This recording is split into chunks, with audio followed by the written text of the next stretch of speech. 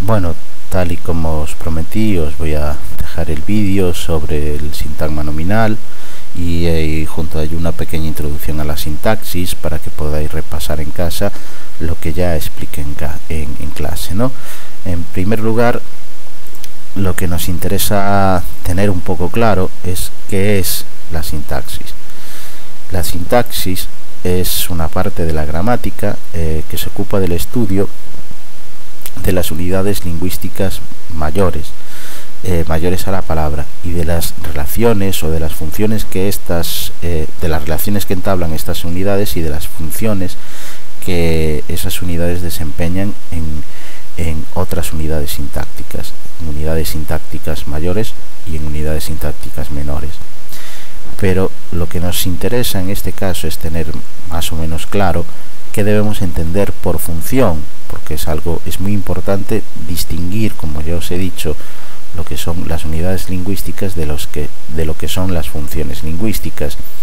Y ya os he dejado claro que en el análisis sintáctico de tanto sintagmas como oraciones vamos a seguir un criterio que nos permitirá distinguir unidades de funciones. Recordad esto, por favor. Las unidades lingüísticas las expresaremos mediante minúsculas y las funciones mediante mayúsculas.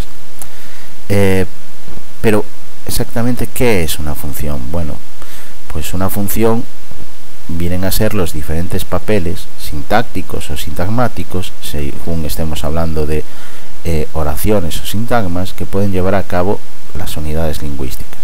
Por ejemplo, un sintagma nominal como el que vamos a estudiar aquí puede desempeñar diferentes funciones dentro de una oración. Puede ser un sujeto, puede ser un complemento directo, pero puede ser un atributo, pero también puede desempeñar funciones dentro de un sintagma nominal. Puede ser, por ejemplo, una posición, es decir, un modificador del núcleo de un sintagma nominal, pero también puede ser un término de un grupo preposicional. Por lo tanto, son los papeles que desempeñan, entendámoslo así, las funciones son los papeles que desempeñan las diferentes unidades en el ámbito de la sintaxis. ¿Qué unidades lingüísticas nos van a interesar?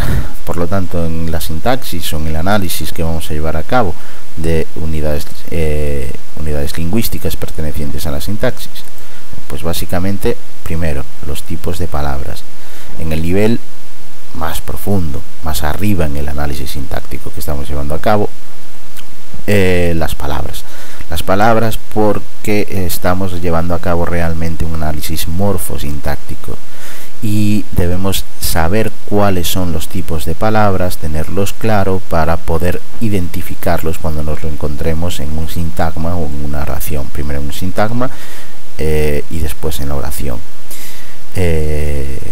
¿Qué implica esto? Que tenemos que repasar un poco cuáles son los tipos de palabras, las clases de palabras, el nombre, el adjetivo, el adverbio, el artículo, el pronombre, los demostrativos, en fin, todas esas clases de palabras que debemos poder identificar sin ningún tipo de duda.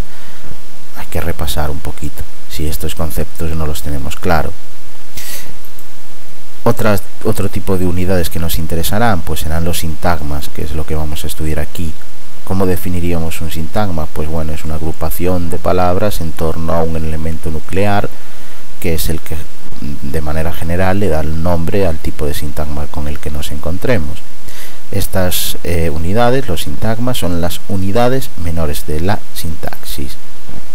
Y también nos interesará, a lo mejor un poco más adelante de forma más clara, la oración, que es la unidad máxima de la sintaxis. Pero para que quede un poco más claro lo que son unidades y funciones, imaginémonos que este triángulo es una unidad. Como unidad, como forma, tiene una estructura determinada. En este caso son tres lados iguales porque es un triángulo equilátero. Es por lo tanto, una unidad que tiene una estructura dada. pero esta unidad, este triángulo, puede desempeñar diferentes papeles en otras unidades mayores. Por ejemplo, en esta casita el triángulo es el tejado, pero en este árbol el mismo triángulo, un triángulo equilátero, es la copa del árbol. Por lo tanto, una misma unidad puede desempeñar diferentes funciones. El papel que lleva a cabo en estos dibujos, en estas unidades mayores, sería la función. E incluso el triángulo podría tener un papel en una unidad mayor, pero que mantiene la misma estructura básica que el propio triángulo. Es decir, con varios triángulos podemos hacer un triángulo. Esto es lo que se conoce como el principio de recursividad. Por lo tanto, el sintagma nominal, que es el que estamos estudiando, puede desempeñar diferentes funciones, las que vienen ahí, estas básicamente, tanto en el ámbito de la oración como en el ámbito del propio sintagma. Ahora bien, ¿por qué tenemos que estudiar la sintaxis? Pues bueno, intentaré explicaros un poquito por qué y daros un motivo para estudiar la sintaxis. La explicación de la realidad, de una realidad compleja, o incluso la explicación de esa realidad de un modo detallado, implica utilizar la lengua en todas sus posibilidades.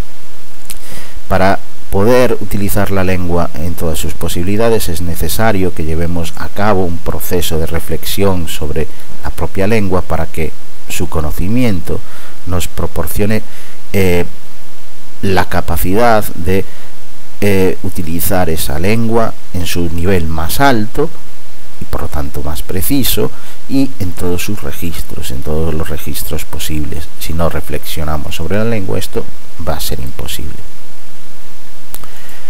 Vamos a centrarnos ahora un poco en cuál es la estructura propia del sintagma nominal. Esto ya os lo he explicado muchas veces. El sintagma nominal tiene tres funciones dentro de él, que son la de determinante, la del núcleo y la del modificador. De estas tres, la única necesaria es el núcleo.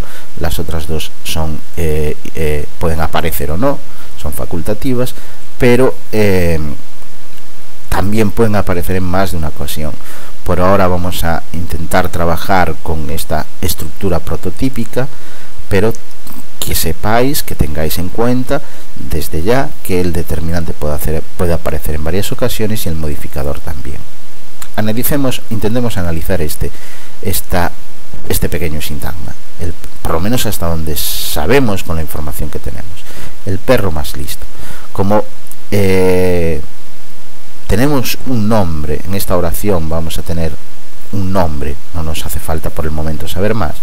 Puedo tener claro que este sintagma es un sintagma nominal, que tiene por lo tanto, o puede tener las tres funciones que hemos señalado más arriba, y los tiene de hecho: un determinante, y señalamos que es un artículo, un núcleo, que es un sustantivo, y un modificador que por ahora pues vamos a dejarlo en interrogante porque no hemos estudiado más. Pero nos interesará saber qué unidades pueden funcionar, por ejemplo, como determinante, y son todas estas: el artículo, los posesivos, los demostrativos, los numerales, los indefinidos, incluso el relativo cuyo.